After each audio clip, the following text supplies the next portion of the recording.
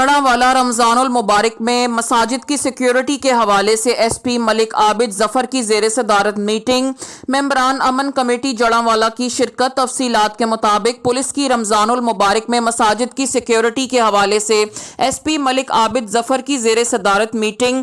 S P ملک عابد ظفر D S P خالد جاوید نے رمضان المبارک میں مساجد کی سیکیورٹی پلان سے متعلق آگاہ کیا۔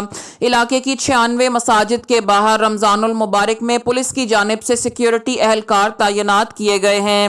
میٹنگ میں ممبران امن کمیٹی جڑاوالا دیوبند مسلک کے مہر اسلم، میاں وسیم طارق بریلوی مسلک کے حاجی نصر اللہ، ڈاکٹر مفتی یونس رضوی، امیر جماعت اہل سنت علامہ مفتی شہباز حسین چشتی، اہل حدیث مسلک حاجی حبیب اللہ عطار، میاں وقاص خالد، اہل تشیع مسلک سے سید ظفر عباس شاہ اور سید طہیر شاہ، جبکہ دیگر ممبران امن committee Pir Imran Owaisi, Sheikh Amjad Attari, Rana Azeem of کھڑیاں والا، رانا ٹکا خان، ملک نعیم نے شرکت کی۔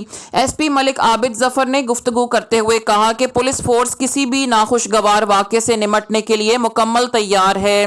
شرپسند عناصر کو امن و امان کی فضا خراب نہیں کرنے دیں گے۔ عوام سے اپیل ہے کہ ارد گرد کی سرگرمیوں پر نظر رکھیں، کسی بھی ناگہانی صورتحال پر فوری پولیس کو اطلاع کریں۔